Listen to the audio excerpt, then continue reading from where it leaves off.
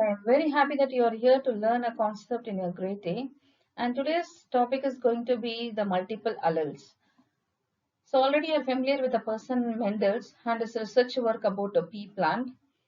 And when you take his phenotypic characters of the pea plant, he was giving all the characters only in two alternative forms, no? So he was giving many characters. I have given such two example of those. Okay, so the first picture is going to tell you about the height of the pea plant.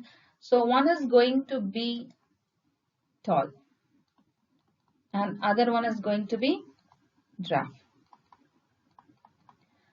And second picture is about the pea seeds shape, where one is going to be in a form of round shape and other one is going to be in a wrinkle shape. Okay, so according to Mendelian's heredity characters, what we are coming to know is that there is one particular gene which is going to give you two alternative forms. Okay, so a single gene expressing two phenotypic characters. Okay, so there is not only the two phenotypic characters, there can be many also. So here I have given with an example regarding this. So there is one particular gene which is going to exist many alternative form and going to express many phenotypic characters. Okay, so example I have given about eye color. When you take the eye color, no, so there must be a single gene. Okay, there must be a single gene which is going to be express many phenotypic character. Okay, so for a person, the eye color may be black, eye color may be the brown, blue, or a gray, whatever it may be. So there is the gene which is responsible for the eye color is going to be only one. Okay, so what we are coming to know is that there is a single gene which is going to give you many alternative forms, where that is called as alleles, where alleles is going to express many phenotypic characters. Okay, so finally what we came to know that there is only one particular gene which is responsible for the many phenotypic characters.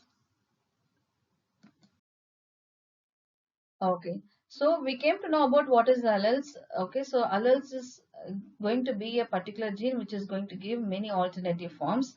Okay, so that is going to be the single wild type gene. Okay, so for whatever may be the phenotypic expression which has got muted, whatever it may be, the very first source is going to be the single wild type gene. Okay, so from that gene only, the later on it has got mutated, and that mutated gene has expressed a new phenotypic character. From this, what we have to come to know is that there is a wild type gene. Okay, so the very old gene. Okay, so which was the very first gene originated on the earth, that is going to be the wild type gene. Okay, so that gene is going to be the dominant gene, and that dominant gene is going to express dominant character. Okay, so a gene which has got mutated from this wild type gene is going to be the mutated gene, where all those are going to be the recessive genes. So all those recessive genes are going to express recessive characters. Okay, so mutated gene characters will be expressed by the recessive gene. Okay. From this, what we have to know about dominant and recessive? Already I told you, dominant is the wild type gene and the recessive is going to be the mutated form. Okay, so from this, we will answer for this picture. Okay, so the first picture is going to be the tall pea plant, and that character is going to be the dominant. And here this is going to be the dwarf, and this gene is a mutated form from the tall, and that is going to be the recessive. Same way, black and all shades of brown eye color is going to be the dominant.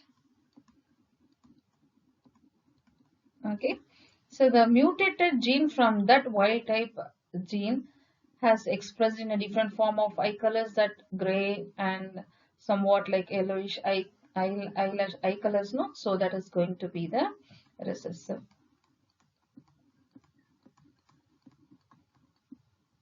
Okay. So what is multiple alleles? When more than two allelic forms of Y-type gene are located on the same locus in a given pair of chromosomes is called multiple alleles. Okay. So what they're coming to tell about this here is, so I'm going to draw a chromosome, a pair of chromosomes, homologous chromosomes.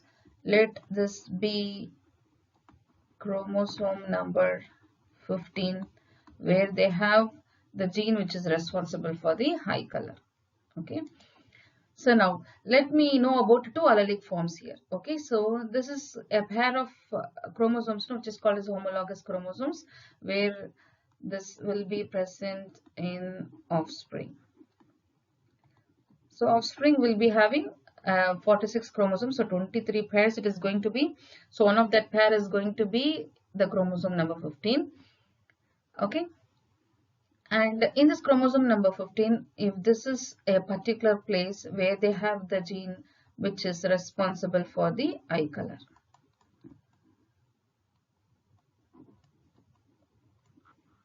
Let us assume. Okay.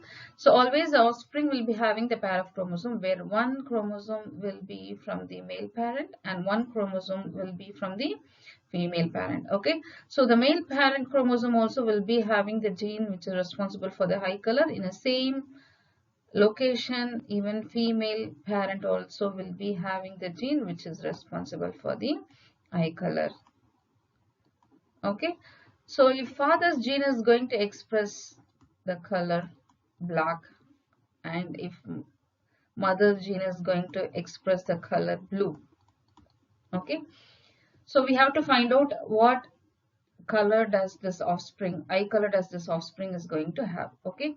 So when you compare this both male parent and female parent gene, so male parent is only going to carry the dominant gene which express the black color. Okay. So definitely dominant gene only will be expressed, so the offsprings will be expressed with the black eye color. Okay. So from this what you came to know? So there is completely two allelic forms. No? So two allelic forms located in the same locus. Okay. So when the alleles are located in the same location. What is location? Locus. No, the location of a gene in a chromosome is called locus. Okay. So two alleles also are located in the same locus of the chromosome only. So that is going to be called as the multiple alleles. Okay. Finally, we are going to see about characteristic features of multiple alleles. Okay. So we have to know it. So what is the characteristic features of multiple alleles? No. So very first one is they're going to tell about the locus. Okay. If this is going to be the chromosome, if this particular place of a gene which is going to responsible for one particular character, okay, one particular character is going to be called as the locus. Okay, so because for all persons this in the same chromosome in the same place of they must have the particular gene which is going to express the particular character. Okay, so location of a gene in a chromosome is called as the locus. And next one, the multiple alleles regulate a particular character. Okay, so it is going to regulate a particular character. And the third one, the process of crossing over is not exhibited by the multiple alleles among themselves due to their location on a same locus. Okay, so as they are located, as the gene is locating on the same locus, in the multiple alleles, the process of crossing over is not going to be exhibited.